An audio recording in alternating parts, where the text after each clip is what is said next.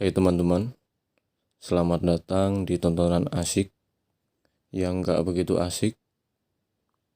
Tanpa berlama-lama, langsung saja dan selamat menonton.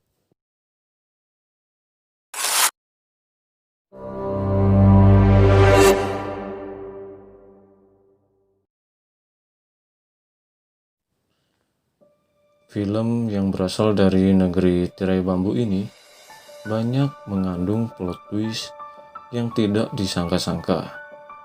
Diangkat dari tema tentang pembulian yang terjadi di lingkungan sekolah, mampu menguras emosi dan air mata bagi para penontonnya. Film ini mengisahkan tentang seorang gadis SMA yang bernama Yi Yao. Ia tinggal bersama ibunya yang berprofesi sebagai tukang pijat. Ibu Yi Yao sendiri memiliki pandangan negatif di lingkungan tempat tinggalnya karena profesinya sebagai tukang pijat, di mana pelanggannya kebanyakan pria. Hal ini membuat Ibu Yi Yao dipandang sebelah mata karena dianggap sebagai wanita nakal yang kerap menggoda pria di balik profesinya. Yi Yao bertetangga dengan Qiming, seorang cowok pintar yang sebaya dengan dirinya. Berbeda dengan Yi Yao yang notabene anak yang tidak dikenal di sekolahnya, Qiming justru merupakan anak populer di sekolahnya. Tidak hanya itu, Qiming juga lahir dari keluarga yang berkecukupan, bertolak belakang dengan Yi Yao yang hidup dari keluarga pas-pasan. Meski begitu, hubungan antar Yi Yao dan Qiming sangat dekat. Di tengah kehidupannya yang sangat rumit, ia divonis dokter mengidap penyakit seksual yang menular. Dia sendiri bingung kenapa dirinya bisa mengidap penyakit ini, padahal dia tidak pernah sekalipun melakukan hubungan seksual. Tetapi dokter mengatakan bisa saja ia tertular secara tidak langsung, seperti dari permandian umum dan lain-lain. Seakan tidak cukup, teman sekelas Yi Yao yang bernama Tang Xiaomi yang merupakan murid pindahan mengetahui tentang penyakit yang diderita Yi Yao. Ia menyebarkan gosip tersebut ke seluruh penjuru sekolah karena ia cemburu dengan kedekatan Yi Yao dan Qiming.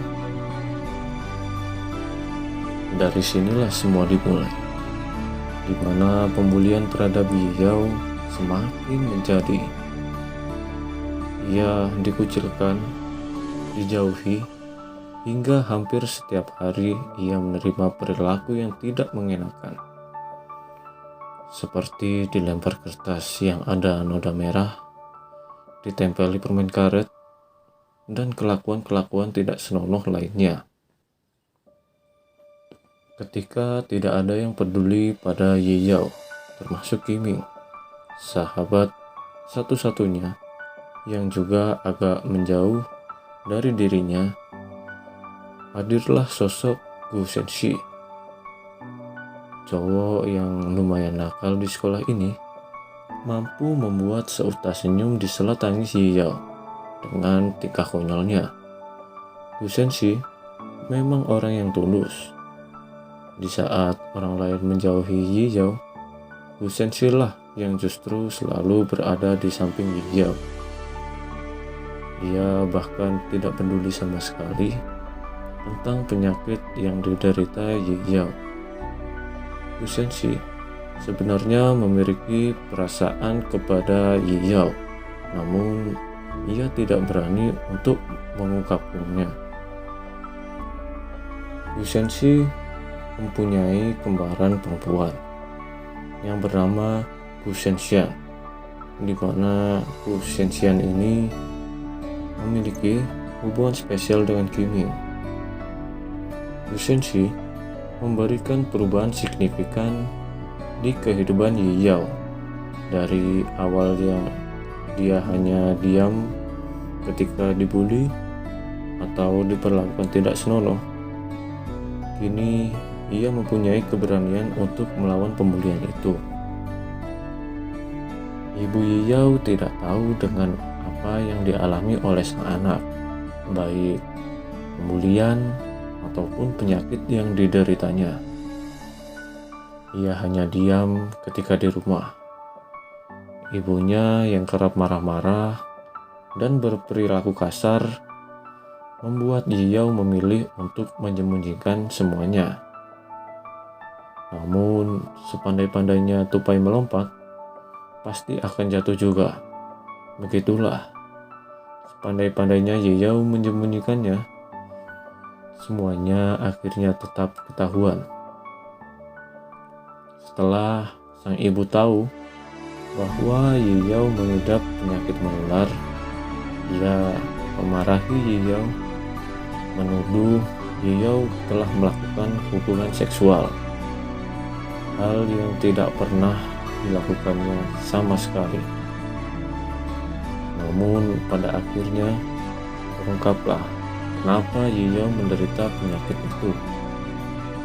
Ternyata karena disebabkan pekerjaan ibunya, di mana pasien pijat ibunya itu sering memakai handuk milik Yiyao ketika menumpang mandi di rumahnya.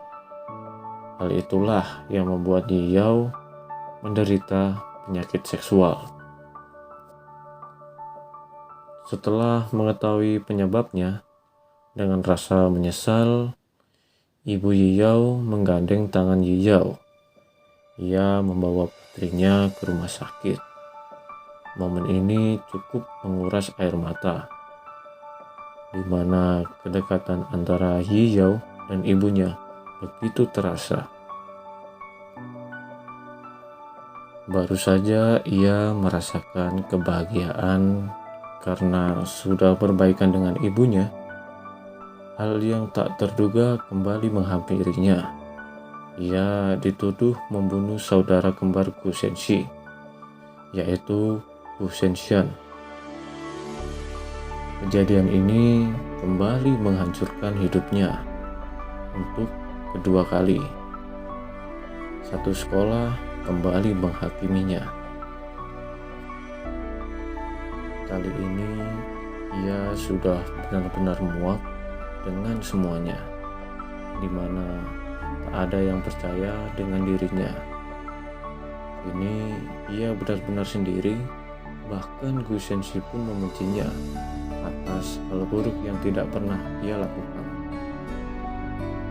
Orang-orang terus menghakimi seenaknya tanpa pernah tahu bagaimana perasaannya selama ini.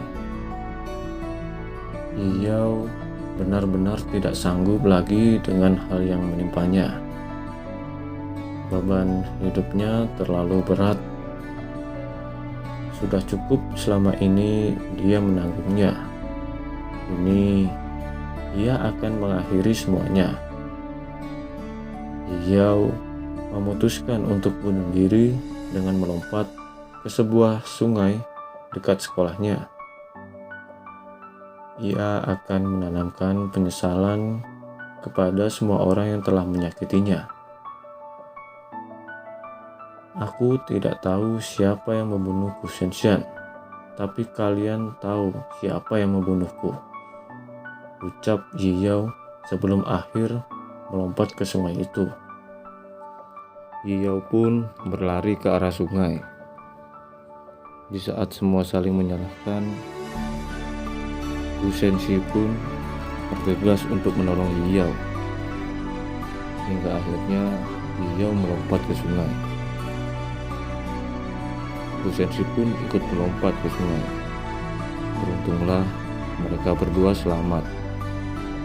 Walaupun Yiyao tak sadarkan diri. Dan terungkaplah siapa dalang dibalik kematian adik Gu Shenxi. Pelaku yang tidak lain dan tidak bukan adalah tentang Xiaomi. Hal ini dikarenakan pada suatu malam Yiyao melihat Tang Xiaomi dibully.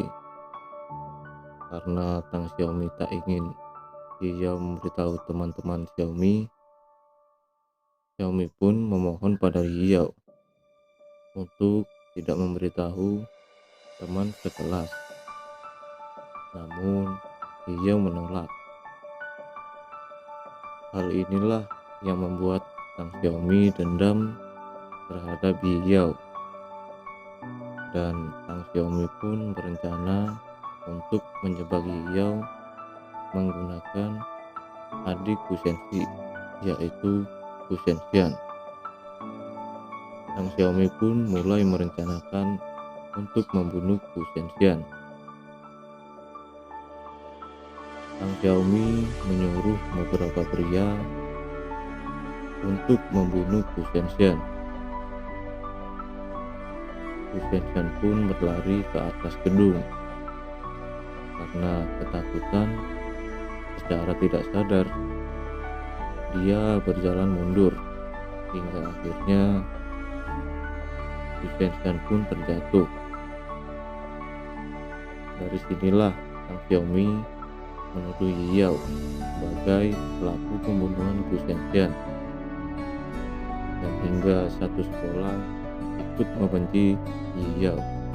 Di akhir film, ketika semua sudah terungkap, scene diperlihatkan Gu Shenxi yang sudah berpindah sekolah, dan Yiyao berada di tempat di mana ia pernah berdua dengan Gu Shenxi, dan mereka kembali bertemu dan film pun berakhir.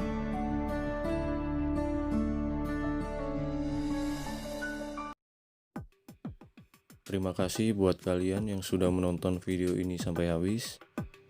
Buat kalian yang mau request bisa tulis di kolom komentar. Jangan lupa subscribe channel ini, like video ini kalau kalian suka, dislike aja kalau gak suka gak apa-apa, dan sampai jumpa di video selanjutnya.